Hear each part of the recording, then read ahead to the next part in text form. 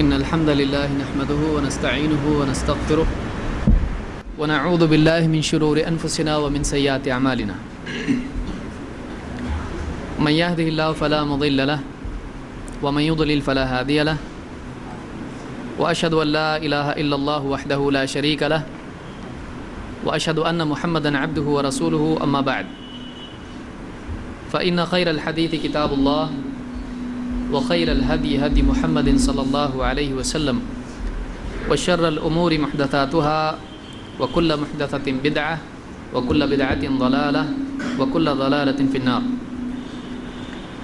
قال سبحانه وتعالى يؤتي الحكمة من يشاء ومن يؤت الحكمة فقد أوتي خيرا كثيرا وما يذكر إلا أولو الألباب. اللہ تعالیٰ کی یہ سنت ہے کہ اللہ تعالیٰ ایسے انسان کو جو اپنے معلوم علم کو اپنے معمولات میں شامل کر لے، ایسا علم عطا فرماتا ہے جو اس علم سے زائد ہوتا ہے۔ ایک آدمی قرآن و سنت کا علم حاصل کرتا ہے اور اپنی استعداد کے مطابق اس علم پر عمل کرتا ہے، تو اس عمل کی برکت سے، اللہ تعالیٰ کے حکم کی فرما برداری کی برکت سے، اللہ تعالیٰ اس کو دین کی مزید گہری سمجھ عطا فرماتا ہے۔ والذین اہتدوا زادہم ہدی، جو لوگ ہدایت اختیار کرتے ہیں ہم ان کی ہدایت اور بڑھا دیتے ہیں۔ تو یہ اللہ تعالیٰ کی عادت ہے کہ اللہ تعالیٰ اپنے بندوں میں سے جس کو چاہتا ہے دین کی گہری سمجھ عطا فرماتا ہے، اور یہ ایک ایسی نعمت ہے جو ہر انسان کو نہیں ملتی ہے۔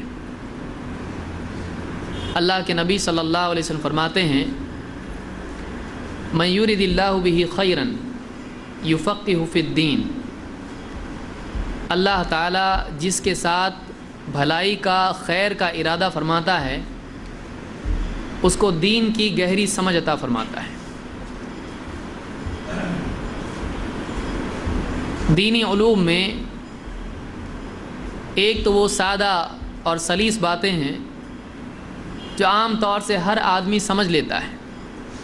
5 وقت کی نماز فرض ہے، رمضان کے روزے فرض ہیں، یا اسی طرح سے اور بہت سارے احکامات ہیں جن میں گہرائی کے ساتھ کچھ سمجھانا نہیں پڑتا ہے، جن میں بہت زیادہ غور نہیں کرنا پڑتا ہے۔ لیکن زندگی کی بہت ساری ایسی باتیں ہیں، بہت ساری ایسی سچائیاں ہیں جو سمندر کی اوپری سطح پر نہیں ملتی ہیں۔ اس کے لیے ایک انسان کو اپنے بازو چلا کے سمندر میں گہرائی تک جانا پڑتا ہے، اور وہاں وہ چیزیں ملتی ہے، وہاں وہ موتی، وہاں وہ سیپ ملتے ہیں جس میں انسان بہت قیمتی چیزیں پاتا ہے۔ اللہ تعالیٰ جس کو چاہتا ہے یہ صلاحیت دیتا ہے کہ وہ دین کے معاملات میں، زندگی کے امور میں، قرآن و سنت کی باتوں میں، دنیا اور آخرت کے حقائق میں غور کرے اور گہری باتیں ڈھونڈ کے لائے، ان گہری باتوں کو حاصل کرے اور اپنی سوچ کی سطح کو اونچا کرے، کتاب و سنت کے دلائل میں گہرائی میں جائے، نیچے تک جائے گہرائی میں۔ جو آدمی ایسا کرتا ہے اس کی سوچ کی سطح بہت اعلیٰ ہو جاتی ہے، لیکن یہ سارا سلسلہ شروع ہوتا ہے اللہ تعالیٰ کے دیے ہوئے علم، اللہ کے حکم کی فرما برداری سے۔ اس کے بغیر یہ چیز نہیں مل سکتی ہے۔ واقعی جب ایک انسان اپنے معلوم علم پر عمل کرنے لگتا ہے تو اللہ تعالیٰ فہم کے دروازے اس کے لیے کھولتا ہے، دین کی گہری سمجھ اس کو ملنے لگتی ہے، اور اسی کا نام حکمت ہے۔ حکمت عربی زبان کے اعتبار سے علماء نے لکھا ہے کہ حکمت کے معنی کیا ہے؟ حکمت کے معنی ہے کسی چیز کو اس کی اپنی مناسب جگہ پر رکھنا، جو چیز جہاں رکھنے کی ہے اس کو وہاں رکھنا۔ زندگی کے بہت سارے حقائق ہیں، زندگی میں بہت ساری حقیقتیں ہیں، سچائیاں ہیں۔ بہت سارے لوگ زندگی گزار کے مر جاتے ہیں، ان کی سوچ کھانے پینے، کپڑے، گھر، تجارت اسی میں لگی رہتی ہے، لیکن وہ دین کی گہرائیاں نہیں جان پاتے ہیں، ان کو روحانی غذا واقعی وہ نہیں مل پاتی ہے جو اصل میں اللہ کی طرف سے ایک بہت بڑی نعمت دنیا میں ہے۔ ایک انسان کا مال کی سطح پر اونچی زندگی جینا اس کے لیے نعمت ہے، ٹھیک ہے، لیکن یہ آزمائش بھی ہے۔ لیکن ایک انسان واقعی لذت تب حاصل کرتا ہے جب اس کی سوچ اعلیٰ ہو۔ اعلیٰ سوچ خود ایک لذت ہے، بلکہ اس سے زیادہ بہتر کوئی لذت دنیا میں تصور نہیں ہو سکتی ہے۔ اسی لیے آپ دیکھیں گے کہ اللہ کے نبی صلی اللہ علیہ وسلم کے گھر میں فاقہ ہے۔ آپ صلی اللہ علیہ وسلم کے گھر میں عمر رضی اللہ تعالیٰ عنہ داخل ہوئے تو دیکھا کہ آپ بوریے پر لیٹے ہوئے ہیں۔ اللہ کا نبی ہے، اللہ کے رسول ہیں، اور مکہ میں معراج ہو چکی ہے، اللہ کی طرف سے سواری آسمانوں کی سیر کرانے کے لیے بھیجی گئی تھی سب سے بڑے فرشتے کے ساتھ، اور اس پر سوار ہو کے آپ نے آسمانوں کا سفر کیا ہے، جنت آپ نے دیکھی، جہنم آپ نے دیکھی۔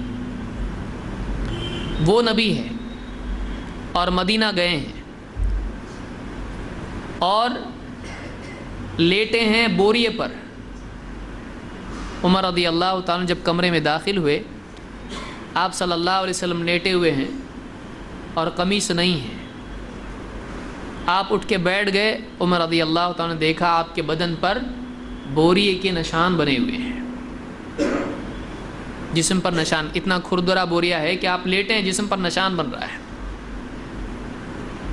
گھر میں نگاہ دوڑائی، دیکھا ہے کونے میں کچھ جو رکھے ہوئے، مٹھی بھر جو رکھے ہوئے ہیں، اور ایک طرف چمڑا ابھی دباغت نہیں دیا ہوا ہے، وہ لٹکا ہوا ہے، کچھ چمڑا لٹکا ہوا ہے جانور کا۔ بس گھر میں کل کائنات یہی ہے، گھر کی ساری چیزیں اگر کل ملا لی جائیں بس اتنا ہی، اور کچھ نہیں ہے۔ عمر رضی اللہ تعالیٰ عنہ اگرچہ خود بھی فقر و فاقہ اور جہد اور زہد کی زندگی گزارتے تھے، لیکن انہوں نے جب اللہ کے نبی صلی اللہ علیہ وسلم کے گھر کے حال کو دیکھا تو ان کی آنکھوں سے آنسو نکل گئے، رونے لگے۔ ایسا انسان جس کو دیکھ کے لوگ گھبراتے تھے، جس کے راستے کو شیطان بھی چھوڑ دیتا تھا، اتنا قوی آدمی ہے، اتنا بہادر آدمی ہے، لیکن اللہ کے نبی صلی اللہ علیہ وسلم کے گھر کا حال جب دیکھا تو اس کا تأثر یہ تھا کہ آنکھوں سے اس کا اظہار ہو گیا، دل وہ بوجھ برداشت نہیں کر پایا، آنکھوں سے آنسو نکل گئے۔ اللہ کے نبی صلی اللہ علیہ وسلم نے دیکھا، آپ نے پوچھا ما یبکیک یا عمر یا ابن الخطاب، اے خطاب کے بیٹے کیا چیز ہے جس کی وجہ سے تو روتا ہے، کیوں روتا ہے، رویا کیوں؟ عمر رضی اللہ تعالیٰ نے جواب دیا، اے اللہ کے رسول، قیصر اور کسریٰ ہیں، یہ ثمار اور انہار میں ہیں، یہ پھلوں میں باغوں میں جی رہے ہیں، یہ نہروں میں زندگی گزار رہے ہیں، عیش و عشرت میں جی رہے ہیں، وَأَنْتَ رَسُولُ اللَّهِ، اور آپ اللہ کے رسول ہیں، اور آپ کا یہ حال ہے، آپ کے گھر کا یہ حال ہے، گھر کا یہ حال ہے، لیکن سوچ کا کیا حال ہے؟ آپ نے فرمایا اے عمر، کیا تو یہ نہیں چاہتا کہ یعنی کیا تو اس بات سے راضی نہیں ہے کہ ان لوگوں کے لیے، قیصر ہیں، کسریٰ ہیں، کفار ہیں، ان لوگوں کے لیے دنیا ہو جائے اور ہمارے لیے آخرت ہو؟ ان کو دنیا مل گئی، مل جائے، دنیا تحفہ نہیں ہے، دنیا آزمائش ہے، دنیا اللہ تعالیٰ کا انعام نہیں ہے، وہ اللہ تعالیٰ کی طرف سے آزمائش ہے، امتحان ہے۔ آپ نے فرمایا اے عمر، آپ نے سوچ کو صحیح کیا۔ عمر رضی اللہ تعالیٰ کے جذبات کو موڑ دیا، شکایت کی بجائے اور افسوس کی بجائے ان کو آخرت کی طرف، رغبت کی طرف پھیر دیا اور شکر کی طرف پھیر دیا۔ دیکھیے، ایک ہوتا ہے شکایت اور ایک ہوتا ہے شکر۔ شکایت محرومی کے احساس سے پیدا ہوتی ہے اور شکر پانے کے احساس سے پیدا ہوتا ہے۔ دو احساس ہوتے ہیں، نہیں ملا، ملنا چاہیے تھا نہیں ملا، یہ شکایت ہے، اور اللہ کا احسان ہے کتنی بڑی نعمت مل گئی، حق نہیں تھا لیکن پھر بھی ملا، یہ شکر ہے۔ اللہ کے نبی صلی اللہ علیہ وسلم نے عمر رضی اللہ تعالیٰ کا ذہن شکایت سے شکر کی طرف موڑ دیا ہے۔ یہ سوچ کی قوت ہے کہ آدمی کے گھر میں کچھ نہیں ہے لیکن دل اس علم اور اس فہم اور اس حکمت اور اس اعلیٰ سوچ سے معمور ہے کہ ایک انسان کے ذہن میں بات پیدا ہو رہی ہے، آپ نے اس کو پھیر دیا دوسری طرف۔ آپ خود متاثر نہیں ہوئے، آپ کو خود نہیں لگا کہ ہاں دیکھو میں اللہ کا نبی ہوں اور میرے پاس نہیں ہے، بلکہ آپ کا ہر عمل آپ کے سوچے سمجھے فکر کا نتیجہ تھا۔ آپ کی محرومی آپ کی اختیاری چیز تھی، ایسا نہیں کہ چاہتے ہیں لیکن مل رہا نہیں ہے، مجبوری ہے، ایسا نہیں تھا۔ آپ کا دنیا میں زہد کو اختیار کرنا، آپ کا دنیا میں تنگی کو اختیار کرنا آپ کا اپنا فیصلہ تھا، ورنہ آپ کو اختیار دیا گیا تھا کہ آپ کے لیے مدینہ کے پہاڑوں کو سونے کے پہاڑ بنا دیا جائے۔ آپ نے کہا نہیں، اے اللہ مجھ کو تو یہ چاہیے کہ تو ایک دن مجھ کو دے تو تیرا شکر کروں اور ایک دن نہ دے تو صبر کروں،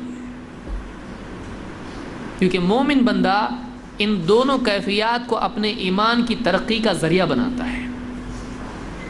جب اس کو نہیں ملتا ہے تو صبر کے ذریعے سے تقدیر پر راضی ہوتا ہے اور اپنے ایمان کا ثبوت دیتا ہے، اور جب ملتا ہے تو اللہ تعالیٰ کی ربوبیت کا اقرار کرتے ہوئے اس کے منعم اور محسن ہونے کا اقرار کر کے شکر کے احساسات اللہ کی بارگاہ میں پیش کرتا ہے۔ یہ مومن ہے۔ ایک دن ملے تو شکر کروں، نہیں ملے تو صبر کروں۔ اعلیٰ سوچ انسان خرید نہیں سکتا ہے۔ کوئی آدمی آپ کو آج تک ملا، آپ اپنے موبائل کی میموری چینج کر سکتے ہو، اس کا سافٹ ویئر آپ چینج کر سکتے ہو، اپنا سافٹ ویئر آپ خرید نہیں سکتے۔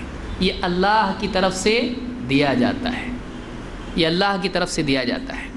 فاسقین کو، منافقین کو، کفار کو مکر و فریب مل سکتا ہے، حکمت نہیں ملتی ہے۔ حکمت اعلیٰ نعمت ہے۔ کوئی آدمی چال بازی کو حکمت نہ سمجھے، کوئی آدمی دھوکے بازی کو حکمت نہ سمجھے۔ حکمت فی نفسی ہی ایک نعمت ہے۔ حکمت ایک نعمت ہے اللہ کی طرف سے، دنیا میں انعام ہے صالح عمل کا، انسان کو اعلیٰ سطح سے اور اعلیٰ بنانے والی چیز ہے، ادنا سے اعلیٰ بناتی ہے حکمت۔ مکر ومکروا ومکر اللہ واللہ خیر الماکرین، مکر خود ایک جرم ہے لیکن حکمت اللہ کی طرف سے انعام ہے۔ اسی لیے اللہ نے کیا فرمایا، یؤتی الحکمت من یشاء، اللہ جس کو چاہتا ہے حکمت عطا فرماتا ہے، سب کو نہیں، من یشاء، اللہ جس کو چاہتا ہے حکمت عطا فرماتا ہے۔ ومن یؤت الحکمت فقد اوتی خیرا کثیرا، اور جس کو حکمت عطا کی گئی اس کو بہت زیادہ خیر عطا کی گئی، اللہ نے اس کو خیر عطا فرمایا، اس کو خیر کہا ہے، یہ خیر بھلائی ہے۔ ومن یؤت الحکمت فقد اوتی خیرا کثیرا، اور جس کو حکمت دی گئی اس کو خیر کثیر دی گئی۔ وما یذکر الا اولو الالباب، اور نصیحت تو وہی لوگ مانتے ہیں جو عقل والے ہیں۔ نصیحت کرنے کے لیے بھی عقل چاہیے اور نصیحت سمجھنے کے لیے بھی عقل چاہیے۔ نادان اگر اس کو کوئی سمجھاتا ہے اور زیادہ فخر میں اور بڑائی میں مبتلا ہو جاتا ہے، اس وقت سب مجھ کو سمجھا رہے، میں بھی کچھ ہوں، وہ اپنی غلطی کی بجائے اپنے اکرام کو سوچنے لگتا ہے۔ بلکہ بعض اوقات ایک نادان کو سمجھائیں تو سمجھانے والے کو بیوقوف کہتا ہے۔ نادان آدمی، اس کو عقل سمجھ، نصیحت غلطی سمجھنے کے لیے بھی عقل چاہیے۔ اسی لیے بہت سارے لوگ غلطی پر غلطی کیے جاتے ہیں، یہاں تک کہ غلطی کا انجام ہلاکت ہو جاتا ہے۔ بہت بڑی چیز ہے اللہ کی طرف سے گہری سمجھ کا ملنا ہے۔ کہ ایک انسان صحیح اور غلط کی تمیز کرے، اور ایک انسان اپنے آپ کو آئینے میں دیکھے، وہ اپنے آپ کو دوسروں کی نگاہ سے دیکھنے والا بنے، وہ خوش فہمی کی بجائے حقیقت پسندی کا راستہ اختیار کرے۔ اسی لیے اللہ نے کیا فرمایا، یؤتی الحکمت من یشاء ومن یؤت الحکمت فقد اوتی خیرا کثیرا۔ اللہ جس کو چاہتا ہے حکمت دیتا ہے، یہ نہیں کہا کہ اللہ سب کو حکمت دیتا ہے۔ حکمت کی عطا اللہ کی مشیت کے ماتحت ہے، اللہ کی چاہت کے تابع ہے۔ ومن یؤت الحکمت فقد اوتی خیرا کثیرا، جس کو حکمت دی گئی اس کو خیر کثیر دی گئی۔ اور نصیحت تو وہی لوگ مانتے ہیں جو عقل والے ہیں۔ جس کی عقل میں خرابی ہو، نصیحت اس کے فساد میں اضافہ کرتی ہے، اس کے بگاڑ میں اضافہ کرتی ہے۔ تو اللہ کے نبی صلی اللہ علیہ وسلم تو حکمت کے معلم تھے۔ اللہ نے آپ کو حکمت عطا فرمائی، نہ صرف اللہ نے آپ کو حکمت دی بلکہ آپ کو حکمت کا ٹیچر بنایا۔ یہ اور زیادہ بڑا منصب ہے۔ یعلمہم الکتاب والحکمہ، آپ لوگوں کو کتاب اور حکمت کی تعلیم دیتے ہیں۔ وعلمک ما لم تکن تعلم، اور اللہ نے آپ کو وہ سب سکھایا جو آپ پہلے نہیں جانتے تھے۔ آپ کا مرتبہ اللہ تعالیٰ نے اور اونچا کر دیا اس علم کے ذریعے سے، اس فہم کے ذریعے سے۔ اسی لیے آپ دیکھیں گے کہ اللہ کے نبی صلی اللہ علیہ وسلم نے 23 سالہ مدت میں اللہ تعالیٰ کی رہبری میں ایسے اعلیٰ فیصلے کیے کہ جس سے تاریخ کا دھارا، تاریخ کا رخ بدل گیا ہے۔ اور وہی شہر جس نے آپ کو مجبور کر دیا تھا کہ آپ اس شہر کو چھوڑیں جہاں اللہ کا گھر ہے، وہی شہر بغیر جنگ کے آپ کے تابع ہو گیا۔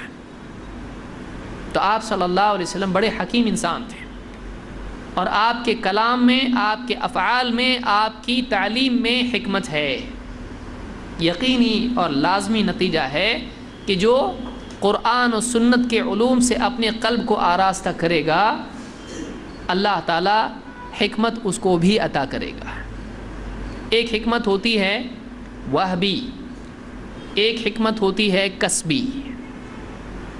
وہبی کسبی، کسب کمائی، حکمت کی باتیں جمع کرنا، حکمت ملی اس کو، اچھے سولوشنز زندگی کے، اچھا گائیڈنس، اچھی باتیں۔ ایک تو یہ کسبی ہوتا ہے۔ سب سے اچھا ذریعہ کیا ہے اس حکمت کے حاصل کرنے کا؟ قرآن و سنت کا علم۔ کیوں؟ اس لیے کہ قرآن خود حکمت ہے۔ یاسین والقرآن الحکیم، قرآن خود حکمت کی کتاب ہے۔ تو جو قرآن کا علم حاصل کرتا ہے وہ حکمت حاصل کرتا ہے۔ اللہ کے نبی صلی اللہ علیہ وسلم، آپ کے پاس بھی حکمت تھی، اللہ نے آپ کو حکمت دی اور آپ کو حکمت سکھانے کا حکم دیا۔ وَيُعَلِّمُهُمُ الْكِتَابَ وَالْحِكْمَةَ، جو آپ صلی اللہ علیہ وسلم کی حدیثیں حاصل کرتا ہے وہ حکمت حاصل کرتا ہے۔ لیکن یہ آدھا کام ہے، یہ حکمت جمع کیا اس نے۔ اب اس میں اگر غور کرتا ہے، اس پر عمل کرتا ہے، اس پر عمل کرتا ہے اور اس میں اپنی سوچ کو استعمال کرتا ہے، گہرائی کے ساتھ غور کرتا ہے، تو اللہ اس کے نتیجے میں اس کو اور زیادہ حکمت عطا فرماتا ہے، اور زیادہ اس کی گہرائی عطا فرماتا ہے۔ یہ بہت قیمتی چیز ہے جو انسان کو ملتی ہے، یہ کہیں سے خرید نہیں سکتا ہے آدمی۔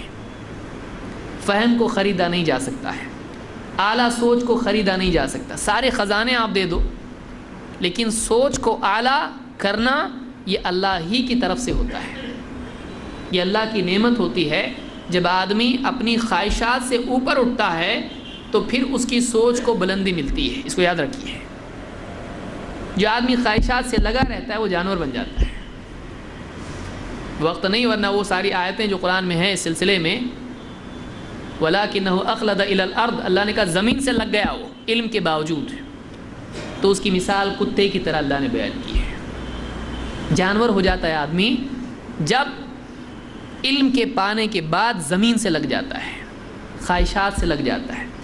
لیکن جب خواہشات سے اوپر اٹھتا ہے اور اپنی خواہشات کو شریعت کے تابع کرتا ہے اور اپنے علم کو اپنا امام بناتا ہے، تو پھر اللہ تعالیٰ اس کو اعلیٰ سوچ عطا فرماتا ہے، اور وہ اس سوچ کے ذریعے سے ایک اعلیٰ زندگی جیتا ہے۔ دیکھیے، عیش و عشرت میں جینا، اس میں وہ لذت نہیں ہے جو معرفت کے ساتھ میں اور اعلیٰ سوچ کے ساتھ میں جینے میں ہے۔ صحابہ کے پاس کیا تھا، لیکن آپ ان کا لیول دیکھیے، ان کا لیول دیکھیے، کچھ نہیں ہو کے بھی ان کے پاس سب کچھ ہے۔ ان کے پاس پانے والے ان کی جوتیوں میں تھے۔ عمر رضی اللہ تعالیٰ نے کیا کہا تھا جب ان کو کہا، ایک صحابی نے، آپ بڑے لوگوں سے ملنے جا رہے ہیں، بہت بڑے بڑے لوگ ہیں، وہ بڑے کیسے؟ دنیا میں اعتبار سے بڑے ہیں، بادشاہ، لوگوں میں اونچے، اتھارٹی والے ہیں۔ عمر رضی اللہ تعالیٰ نے ان سے کہا، ان کے کپڑوں پر پابند لگے ہوئے ہیں، یہ کہہ رہے تھوڑا اچھا کپڑا تو پہن کے جاؤ، تھوڑا ٹپ ٹاپ ہو کے جاؤ ان کے سامنے۔ آپ حکومت کے حکمران ہو، اتنی بڑی سلطنت کے آپ خلیفہ ہو، آپ تھوڑے اچھے کپڑے، اچھے حال میں ملو ان سے، میٹنگ ہے آپ کی، اتھارٹیز بڑی بڑی، ان سے ملنا ہے آپ کو، تھوڑے اچھے کپڑے پہن کے ان سے ملیے آپ۔ تو میں نے کہا اگر کوئی اور ہوتا اس کا چہرے کا رنگ بدل دیتا میں۔ اللہ کی قسم ہم ذلیل تھے، اللہ تعالیٰ نے اس اسلام کے ذریعے سے ہم کو عزت دی۔ اگر اس اسلام کی بجائے، دین کی بجائے کسی اور چیز سے ہم عزت حاصل کرنے کی کوشش کریں گے، اللہ تعالیٰ پھر سے ہم کو ویسا ہی ذلیل کرے گا جیسے ہم پہلے تھے۔ یہ اونچی سوچ ہے۔ کہاں سے لیا یہ؟ اللہ کے نبی صلی اللہ علیہ وسلم کی صحبت سے لیا، کہ آدمی کو دنیا کے کھونے کا احساس نہیں ہو، دین کے پانے کی لذت، دین کے پانے کی خوشی دنیا کے کھونے کے غم پر جب غالب ہوتی ہے تو یہ اس بات کی علامت ہے کہ واقعی اس کی سوچ اونچی ہے۔ اس کو یاد رکھیے، فَبِذَلِكَ فَلْيَفْرَحُوا هُوَ خَيْرٌ مِّمَّا يَجْمَعُونَ۔ اللہ نے کیا فرمایا ہے؟ قُلْ بِفَضْلِ اللَّهِ وَبِرَحْمَتِهِ فَبِذَلِكَ فَلْيَفْرَحُوا هُوَ خَيْرٌ مِّمَّا يَجْمَعُونَ۔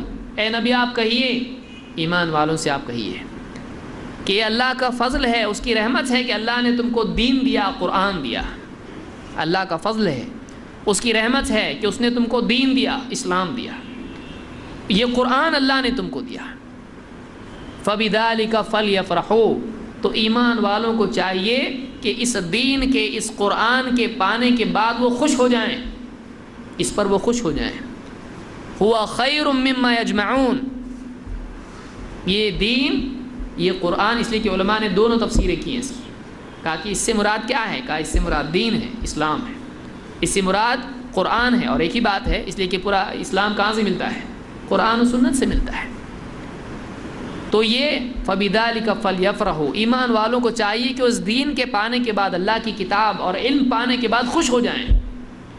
هُوَ خَيْرٌ مِّمَّا يَجْمَعُونَ، دوسرے لوگ جو جمع کر رہے ہیں دنیا کی کوڑیاں، دنیا کا مال و دولت، دنیا کے اسباب، یہ جو جمع کر رہے ہیں، یہ دین، یہ علم، یہ قرآن اس سے بہتر ہے۔ هُوَ خَيْرٌ مِّمَّا يَجْمَعُونَ۔ واقعی آدمی سمجھدار تب ہوتا ہے جب اس کے نزدیک اللہ کا دیا ہوا دین، اللہ کا دیا ہوا علم، یہ زیادہ قیمتی ہو جاتا ہے دنیا کی مال و متاع سے، کیونکہ یہ یہیں رہنے والا ہے، یہ انسان کو جنتی نہیں بنا سکتا ہے، لیکن یہ علم انسان کو دنیا میں بھی اعلیٰ انسان بنائے گا کردار کے اعتبار سے، اور آخرت میں بھی اس کو جنت کی اعلیٰ سطح عطا فرمائے گا، اس علم کے ذریعے سے ملتا ہے۔ تو بہرحال یہ حکمت ہے، اور حکمت کیسے ملتی ہے؟ جو آدمی، جو علم اس کے پاس ہے، اس علم پر جب عمل کرتا ہے تو اللہ تعالیٰ اس عمل کے ذریعے سے اس کو مزید علم عطا فرماتا ہے، جو کہ اللہ ہی کی طرف سے ملتا ہے، کہیں اور سے اس کو حاصل نہیں کیا جا سکتا ہے، کہیں اور سے وہ پا نہیں سکتا ہے۔ اسی لیے آپ سلف کے اقوال دیکھیں، ان اقوال میں آپ کو ملے گا کہ یہ لوگ کیسی گہری سطح پر جینے والے تھے، ان کی سوچ کتنی اعلیٰ تھی کہ ایک جملے میں زندگی کے ایسے بڑے بڑے حقیقتیں، ایسے بڑے بڑے حقائق بیان کر دیتے ہیں کہ ہم کو اس کو سمجھانے کے لیے بہت وقت لگتا ہے۔ اسی لیے علماء نے حکمت کے بارے میں ایک بات یہ بھی کہی ہے کہ بہت گہری بات بہت کم الفاظ میں کہی جائے، یہ بھی حکمت کی علامت ہے کہ اس آدمی کو حکمت ملی ہے، کہ الفاظ کی قلت اور معنی کا گہرا پن جب دونوں جمع ہو جائیں تو واقعی یہ حکمت کی بات ہے۔ اس لیے آپ دیکھیں اللہ کے نبی صلی اللہ علیہ وسلم کی ایک ایک حدیث کو سمجھانے میں بعض اوقات علماء 10 اور 15 صفحے خرچ کرتے ہیں، انما الاعمال بالنیات کو آپ دیکھیں علماء نے کتنا سمجھایا ہے، 34 صفحے تک اس حدیث کو سمجھایا ہے۔ تو آپ یعنی قرآن و سنت کے علوم کو سیکھنا سمجھنا یہ خود دنیا میں ایک نعمت ہے، یہ لذت آپ کو کہیں اور نہیں ملے گی۔ اللہ تعالیٰ اس کی توفیق ہم کو عطا فرمائے۔ اسی لیے بہت سارے یعنی اقوال علماء کے ہم کو ملتے ہیں زندگی کے بارے میں، جس میں بہت اہم اور عمدہ باتیں انہوں نے بیان کی ہیں، اور انشاءاللہ میں دھیرے دھیرے اگلے دروس میں بھی ایک بہت عمدہ کتاب ہے یعنی المورد العذب المعین فی آثار التابعین، جس میں تابعین اور سلف کے جو اقوال ہیں یہ سب ایک جگہ جمع کیے گئے ہیں۔ تو انشاءاللہ میں اگلے دروس میں بھی جب بھی موقع ملے گا وہ اقوال آپ کے سامنے رکھوں گا۔ آج کی اس گفتگو میں ابن القیم رحمہ اللہ جو ابن تیمیہ رحمۃ اللہ علیہ کے شاگرد ہیں اور خاص شاگرد ہیں، جنہوں نے تزکیہ نفس سے متعلق بہت ہی عمدہ کتابیں لکھی ہیں، اور اس بارے میں قرآن و سنت کو اپنا امام بناتے ہوئے انہوں نے سارے نفس کی اصلاح اور تزکیہ کے اعتبار سے بہت سارے اصول اور بہت ساری باتیں بیان کی ہیں۔ ان کے اقوال میں سے کچھ اقوال میں ذکر کروں گا، اس لیے کہ میرے پاس بہت تھوڑا وقت ہے، 2-4 اقوال میں بیان کروں گا، اس لیے کہ آج الحمدللہ آج ہمارے یہاں مجلس میں 2 مقرر موجود ہیں، تو یعنی ان کے لیے بھی میں وقت باقی رکھوں گا۔ تو اختصاراً میں کچھ باتیں بیان کرتا ہوں۔ ابن قیم رحمۃ اللہ علیہ اپنی کتاب مدارج السالکین میں کہتے ہیں قیمت المرء ہمتہ و مطلبہ، قیمت المرء ہمتہ و مطلبہ، کہتے ہیں آدمی کی قیمت اس کے ارادے کی قوت اور اس کے مقصود سے طے ہوتی ہے۔ زندگی میں 2 چیزیں ہوتی ہیں، اب دیکھیے اس کو دیکھتے ہیں ہم لوگ کیا بولے، وہ آج میں نے کیا بولے، کچھ بھی نہیں بولے، اتنا چھوٹا۔ زندگی میں 2 چیزیں ہوتی ہیں جو آدمی کے اعمال کا رخ طے کرتی ہیں اور آدمی کے مقاصد میں اس کو کامیاب کرتی ہیں۔ ایک آدمی سے پوچھا جائے کیا چاہیے، اب بچے کو اپنے پوچھیں، بولے گا کیا چاہیے، سب سے اچھا کیا چاہیے، بولے گا مجھ کو ایک چاکلیٹ چاہیے، اس کی سوچ اتنی ہے۔ کوئی فقیر ہے جو کسی درگاہ کی سیڑھی پر بیٹھا ہوا ہے، آپ اس سے پوچھیں کیا چاہیے، بولے گا 50 پیسے چاہیے، 1 روپیہ چاہیے، 2 روپیہ چاہیے۔ ہر آدمی کا ایک مقصود ہوتا ہے، اس کا جو مقصد ہوتا ہے وہ اس کے معیار کو، اس کے لیول کو طے کرتا ہے۔ آدمی کا ویلیو کیا ہے، آدمی کا لیول کیا ہے، اس کی ہائٹ کیا ہے، آدمی کا قد، اس کا لیول اس کے مقصد سے طے ہوتا ہے، بلکہ اس کے مقصد سے اس کی زندگی کا رخ طے ہوتا ہے۔ اس کا کردار نکھرتا ہے یا بگڑتا ہے اس کے مقصد کی وجہ سے۔ تو ایک آدمی کے اس کی زندگی میں اس کے مقصد کا بہت اہم رول ہوتا ہے۔ آدمی کیا چاہتا ہے، اس کو کیا چاہیے، جو اس کی چاہت ہوتی ہے، اس کا سب سے بڑا منتہا، اس کی طلب کا آخری سرا کیا چاہیے تیرے کو، جس لیول کا وہ اس کا آدمی کا قد ہوتا ہے، جس لیول کی اس کی اونچائی ہوتی ہے، ظاہر بات ہے اسی کے اعتبار سے اس کا مقصود ہوتا ہے۔ تو ایک آدمی کا کیا مقصد ہے زندگی میں، جو مقصد اس کا ہے وہی اس کی ویلیو ہے۔ اس پر اگر ٹیگ لگایا جائے اس کا کیا ریٹ ہے، اس کا کیا بھاؤ ہے مارکیٹ میں، اللہ کے مارکیٹ میں اس کا بھاؤ کیا ہے، اللہ کے ہاں اس کی قیمت کیا ہے، اللہ کے ہاں ترازو میں اس کا وزن کتنا ہے، یہ معلوم ہوتا ہے۔ یہ دیکھا جائے کہ اس کے دل میں سب سے زیادہ وزن کس کا ہے۔ اللہ کے ہاں وزن اگر کسی کا طے کرنا ہو کہ اس کا کتنا وزن ہے، یہ معلوم ہوگا جب یہ دیکھا جائے کہ اس کے دل میں سب سے زیادہ وزنی اور بھاری اور قیمتی چیز کیا ہے، اس کا مقصد کیا ہے۔ کتنے لوگ ہیں جن کے دل میں 4 کوڑیاں، 4 روپے ان کے نزدیک سب سے زیادہ قیمتی ہوتے ہیں۔ کسی کے نزدیک عہدہ سب سے زیادہ قیمتی ہوتا ہے، کسی کے نزدیک دنیا میں شہرت مقصود ہوتی ہے، اس کا مقصد وہ ہوتا ہے، کسی کے نزدیک دنیا کی مال و متاع اس کا مقصد ہوتا ہے۔ یہ مل جائے تو بس، 4 پیسے مل جائے تو بس، عہدہ مل جائے تو بس، نام ہو جائے تو بس، دنیا میں فلاں چیز مل جائے تو بس، سب سے زیادہ اس کو چاہیے. لیکن واقعی انسان کا مقصد کیا ہے، یہ اس کی ویلیو طے کرتا ہے. سب سے قیمتی آدمی وہ ہے جس کا مقصود اللہ. سب سے قیمتی وہ ہے جس کا مقصود اللہ تعالیٰ ہو، آخرت کی کامیابی ہو. جو اللہ سے کم پر راضی ہو گیا وہ بے قیمت ہے، کیونکہ اس کو موقع تھا، وہ سب سے اعلیٰ، سبح اسم ربک الاعلیٰ، اس کو موقع تھا، اس کو چوائس تھی، اس کو کسی نے منع نہیں کیا تھا. وہ سب سے بڑے کی چاہت رکھ کے اپنے کو بڑا بنا سکتا تھا اللہ کے ہاں، لیکن اس نے کیا کیا، وہ بڑے کے بجائے چھوٹے پر راضی ہوا، اپنی چوائس سے اس نے چھوٹا ہونا قبول کر لیا. محروم آدمی اپنی چوائس سے ہوتا ہے، اس کو زبردستی اللہ کبھی محروم نہیں کرتا ہے، کیونکہ آدمی چاہ سکتا تھا کہ میرا مقصد اللہ ہے. انما نطعمکم لوجہ اللہ لا نرید منکم جزاء ولا شکورا. نیک بندے کیسے ہیں، جو اگر کسی مسکین کو، کسی یتیم کو، کسی غریب کو، کسی کو بھی، کسی قیدی کو کھلاتے ہیں، وہ کہتے ہیں ہم تم کو اللہ کے لیے کھلا رہے ہیں. انما نطعمکم لوجہ اللہ، اللہ کے چہرے کی خاطر تم کو ہم کھلا رہے ہیں. لا نرید منکم جزاء، ہم تم سے بدلہ نہیں چاہتے ہیں، ولا شکورا، ہم کو شکریہ بھی نہیں چاہیے، نہ بدلے میں کچھ چاہیے، نہ قولی سطح پر ہم کو شکر گزاری چاہیے. ہم صرف اللہ کے لیے، جس کا مقصود صرف اللہ ہو، اللہ کے ہاں اس کا مرتبہ بڑھ جاتا ہے. دوسری چیز، پہلی چیز ہوئی، یہ کیا چیز ہوئی کہ آدمی مقصود کس کو بناتا ہے. دوسری چیز ہمت، ارادہ، ول پاور جس کو ہم کہتے ہیں. بہت سارے لوگ طے کرتے ہیں چلو اپنے کو جنت میں جانے کا ہے، جنت میں اللہ کا دیدار بھی ہوگا، جنت کی نعمتیں بھی ملیں گی، وہاں پر صالحین کی رفاقت بھی ملے گی، نبی کریم صلی اللہ علیہ وسلم کو دیکھنے بھی ملے گا. ٹھیک ہے، مقصد اچھا بنا، اعلیٰ ہے، لیکن اس کا ارادہ 4 گھڑی کا ہوتا ہے. وہ 4، اس کا جب ایک جوش والا حال ہوتا ہے، ایمان کا عروج پر ایمان ہوتا ہے، سب بیان سنا، اب ختم، اب ولی اللہ بننا ہے.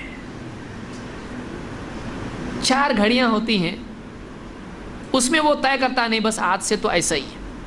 لیکن جیسے جیسے دوری اور دیری ہوتی ہے، 2 چیزیں ہوتی ہیں نا، دینی ماحول سے دوری اور بیان سے دیری، سارا معاملہ کیا ہوتا ہے، پھر ہم بھائی جیسے پہلے تھے ویسے ہیں، جمعہ گیا دین گیا. آدمی کا ارادے کی پختگی، اکثر انسان کامیاب ہوتے ہیں ان کے ارادے کے پختہ ہونے کی وجہ سے، اور اکثر انسان ناکام، بلکہ سبھی آپ کہیں تو بھی صحیح ہے. انسان کی اصل ناکامی کی جڑ ہوتی ہے اس کے ارادے کے کمزور ہونے کی وجہ سے. آپ بتائیے، لوگ ارادہ نہیں کرتے ہیں، دنیا بھر میں لوگ ہیں سوچتے آج سے ایسا کرنے کا ہے، لیکن وہ ارادہ، اس ارادے پہ، اس گاڑی میں ارادے کی بار بیٹھ نہیں سکتے، اتر کے چھلانگ لگا لیتے ہیں. اس میں مضبوط ارادہ کر لیتا ہے آدمی، لیکن باقی رہ پاتا ہے وہ ارادہ نہیں. اس لیے بہت سارے لوگ ناکام ہوتے ہیں. کل سے نماز پڑھوں گا، گیا کل تو گیا، سب ارادہ، نماز ہی گئی. روزے رکھوں گا، 1-2 رکھا، اس کے بعد ڈھیلا پڑ گیا.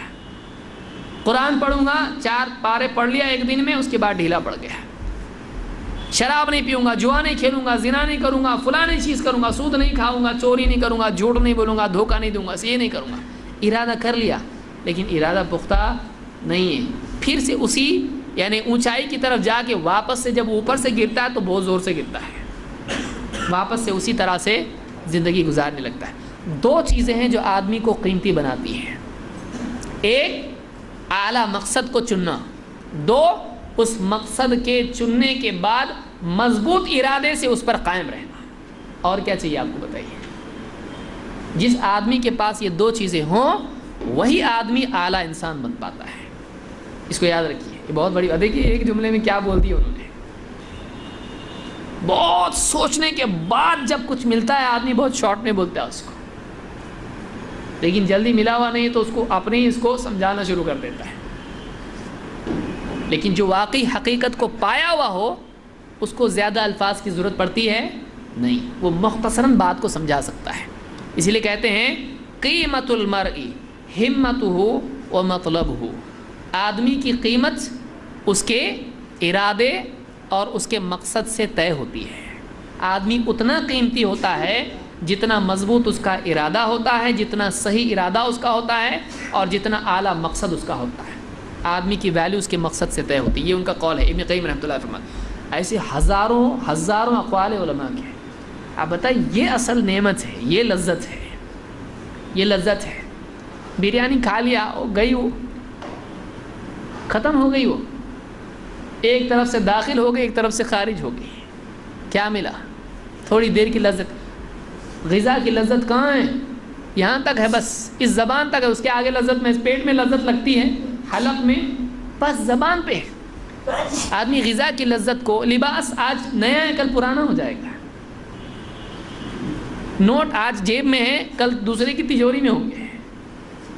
दुनिया की सारी लज्जतें ख़त्म होंगी, लेकिन ये जो सोच की लज्जत है, आदमी की जो दिल में लज्जत होती है, जो इल्म की लज्जत होती है, जो फ़हम की लज्जत होती है, ये जो लज्जत है, ये आदमी की ज़िंदगी भर साथ चलती है। बल्कि उसके लिए बहुत सारे मौक़े पर जहाँ उसका पाँव फिसलने वाला होता है, उसको बचा के रखती है, बचा के रखती है। आप सल्लल्लाहु अलैहि वसल्लम को देखिए, आप सल्लल्लाहु अलैहि वसल्लम क्या फरमाया? ए उमर, क्या तू इस बात पर राज़ी नहीं कि उनके लिए दुनिया, हमारे लिए आखिरत? ये मौका है। हज़रत उमर ने क्या कहा? हम ज़लील थे, अल्लाह ने दीन से इज़्ज़त दी, और किसी चीज़ से इज़्ज़त चाहेंगे, अल्लाह फिर से ज़लील। ये मौका होता है, आदमी फिसल सकता है, आदमी के दिल में ख़यालात आ सकते हैं, बातिल दिल में घोंसला बना सकता है, अंडे भी देगा फिर।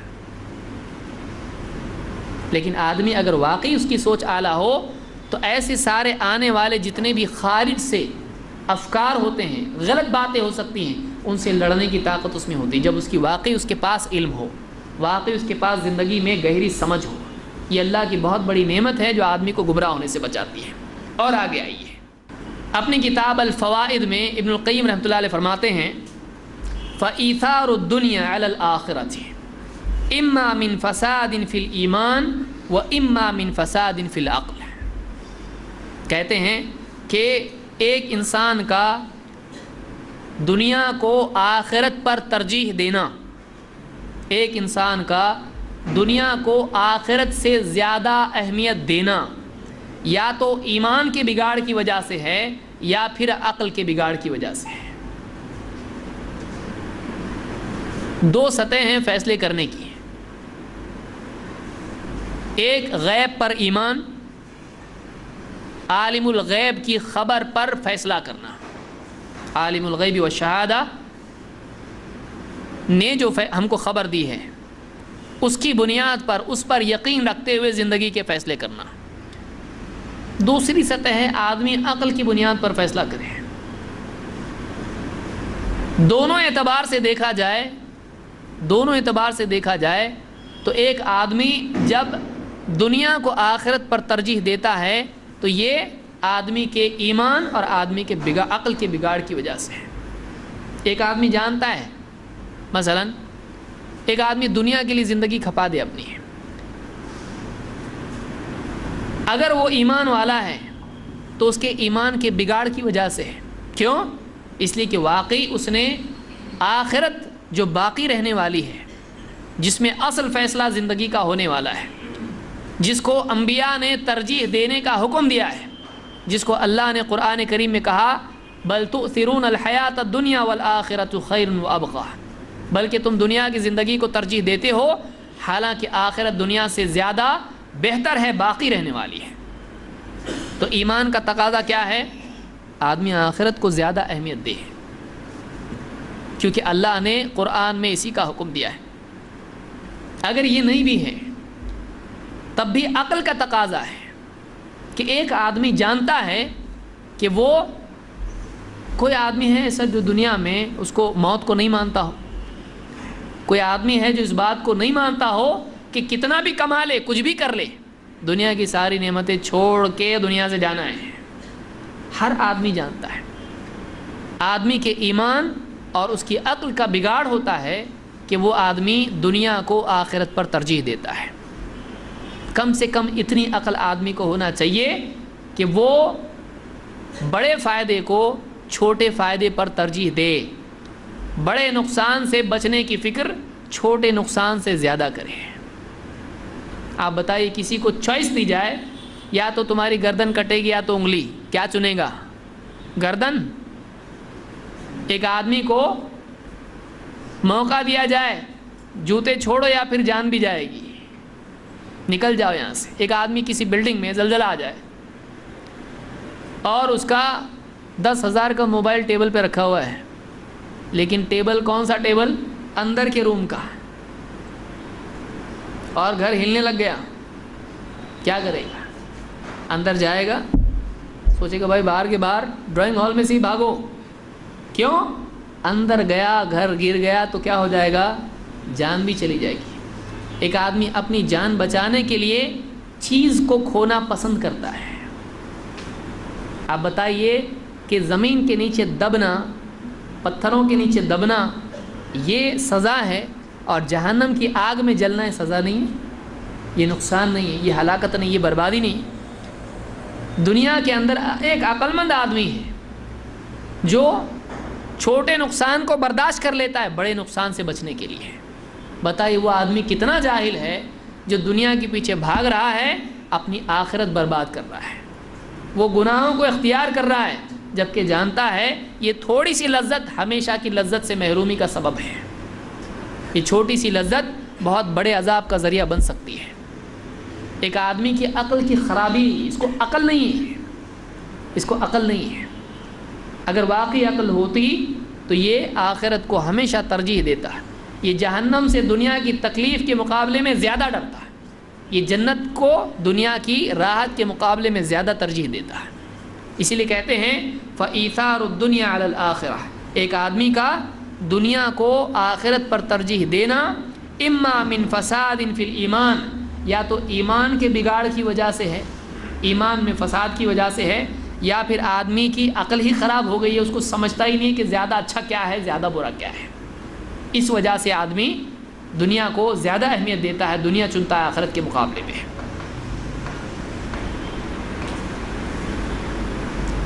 اسی طرح سے فرماتے ہیں اپنی کتاب مدارج السالکین میں، فلا يكون العبد متحققا بإياك نعبد إلا بأصلين عظيمين أحدهما متابعة الرسول صلی اللہ علیہ وسلم والثاني الإخلاص للمعبود فهذا تحقیق إياك نعبد۔ کہتے ہیں کہ ایاک نعبد، قرآن کریم میں ہم پڑھتے ہیں ایاک نعبد و ایاک نستعین، اے اللہ ہم تیری ہی عبادت کرتے ہیں اور تجھی سے استعانت کرتے ہیں، تجھی سے مدد طلب کرتے ہیں۔ کہتے ہیں ایاک نعبد، یہ جو جملہ بندہ کہہ رہا ہے اپنی زبان سے، اس کا حق ادا نہیں ہو سکتا ہے جب تک کہ دو چیزوں کا اہتمام نہ ہو۔ زبان سے تو بول رہا ہے ایاک نعبد، لیکن واقعی اس کا حق ادا نہیں ہو سکتا ہے جب تک کہ بندہ دو چیزیں نہ کرے، کیونکہ عبادت سے متعلق دو چیزیں ہیں جن کو ملحوظ رکھنا ضروری ہے، جن کو یاد رکھنا ضروری ہے۔ کہتے ہیں ایاک نعبد فلا يكون العبد متحققا بإياك نعبد الا باصلين عظيمين، بندہ دو بنیادی باتوں کا جب تک کہ حق ادا نہیں کرتا ہے، اہتمام نہیں کرتا ہے، اس نے ایاک نعبد کا حق ادا نہیں کیا۔ کیا ہے وہ دو چیزیں؟ کہتے احدہما متابعت الرسول، نمبر ایک، پہلی چیز جو لازم ہے ایاک نعبد کا حق ادا کرنے کے لیے وہ رسول کی متابعت ہے، رسول صلی اللہ علیہ وسلم کی اتباع ہے۔ نمبر دو والثانی الاخلاص للمعبود، معبود کے لیے اخلاص اختیار کرنا۔ کہتے ہیں فہذا تحقیق ایاک نعبد، کہتے یہ ایاک نعبد کا حق ادا کرنا ہے۔ دیکھیے عبادت، ہم تیری ہی عبادت کرتے ہیں، دو چیزیں اس میں لازم ہیں۔ ایک، تیری ہی عبادت کرتے ہیں تیری ہی رضا کی خاطر۔ نماز پڑھ رہا ہے، آپ نے کیا فرمایا اللہ کے رسول صلی اللہ علیہ وسلم نے؟ دجال سے زیادہ فتنہ بڑا، دجال سے زیادہ میں تمہارے اوپر ایک چیز سے ڈرتا ہوں، وہ کیا ہے؟ الشرک الاصغر، چھوٹا شرک۔ تیری عبادت کرتے ہیں، شرک کر رہا ہے نا، کیا؟ آپ نے فرمایا یہ کہ آدمی نماز کے لیے کھڑا ہو اور کسی آدمی کے دیکھنے کی وجہ سے اپنی نماز کو اور زیادہ نکھارے، اچھی طرح سے نماز پڑھے۔ کیوں؟ کسی اور کی وجہ سے۔ تو چہرے کا قبلہ تو قبلہ ہے، لیکن دل کا قبلہ وہ مخلوق ہوا کہ آدمی رخ تو وہاں کیے ہوئے، ناک سے لے کے اور پیشانی سے لے کے اور قدموں سے لے کے پورا رخ اس کا کہاں ہے؟ کعبہ کی طرف ہے، لیکن اس کا دل کا رخ کہاں ہے؟ بندے کی طرف۔ تو اللہ کی عبادت کر رہا ہے لیکن اللہ کے لیے نہیں کر رہا ہے، تو اللہ کی عبادت نہیں کر رہا ہے کیونکہ وہ قبول نہیں ہونے والا ہے۔ جو آدمی اللہ کی عبادت اللہ کے لیے نہ کرے وہ عبادت مقبول نہیں۔ کتنا افسوس ہوا، آدمی کہاں تک جا کے پھر واپس خالی آیا۔ ایک آدمی پہاڑ کی چوٹی تک پہنچنے تک ایک دم قریب تھا، ایک قدم اس کا پڑ جائے تو چوٹی پہ پہنچ گیا، ہمالیہ پہ پہنچ گیا، لیکن پھر اس نے ایسا کچھ غلطی کی کہ پورا وہاں سے پھسل کے نیچے گرا تو پورے گہرائی کھائی میں چلا گیا۔ ایک آدمی اللہ کی عبادت کی حد تک پہنچ گیا، کر رہا ہے وہ اللہ کی عبادت، اس کو نفس سے بچا، نکلا اپنے بستر سے، نکلا ٹھنڈے پانی سے اس نے وضو کیا، نفس کو جھٹکا، شیطان کو جھٹکا، اس نے سب سے بچا کے اب کھڑا ہوا اور اللہ اکبر قبلہ رخ ہوا، باوضو ایک دم صاف ستھرا ہو کے۔ اللہ دل کو صاف نہیں کیا اس نے چہرہ دھویا، کلی کی، ہاتھ پاؤں سب صاف پاک صاف، اچھا لباس، سب جا نماز خوبصورت، مکہ مدینہ کا، اس پہ قبلہ رخ ہوا۔ اس نے اپنے چہرے کا رخ تو صحیح کیا لیکن اپنے دل کا رخ ابھی صحیح نہیں کیا۔ اس نے اپنے ہاتھ کو دھویا، پاؤں کو دھویا، کلی کیا، چہرہ دھویا، لیکن اس نے اب تک اپنے دل کو صاف نہیں کیا۔ دل میں ابھی مخلوق ہے، اب دل میں خیال ہے تہجد پڑھ رہا ہوں، کاش کہ کوئی جاگے گھر کا آدمی مجھے دیکھ لے کہ اچھا یہ تہجد پڑھتا ہے، ہم کو بتایا نہیں اس نے، اس کے دل میں میرا مقام بن جائے۔ مسجد میں آیا، کوئی نہیں تھا مسجد میں، کھڑا ہوا، اللہ اکبر، کوئی آدمی داخل ہوا، اس کا دل خوش ہو گیا۔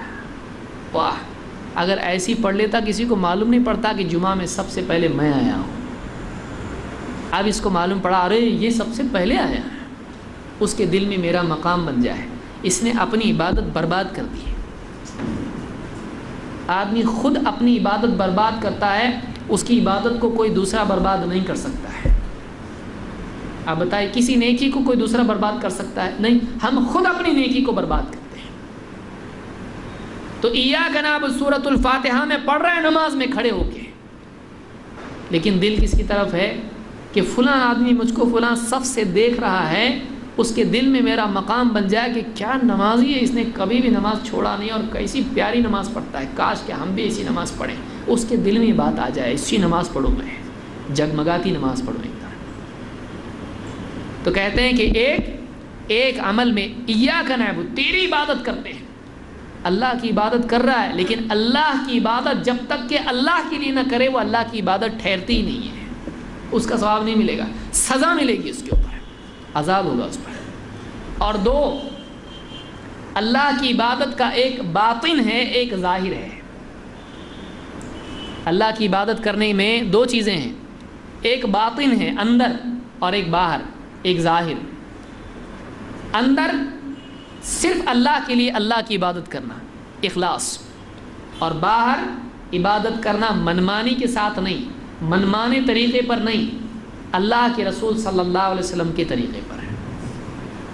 تو عبادت کے دو پہلو ہیں، کس کی عبادت، کیسے عبادت، کس کی عبادت، اللہ کی عبادت کس کے لیے، اللہ کے لیے، کیسے، نبی صلی اللہ علیہ وسلم کے طریقے پر۔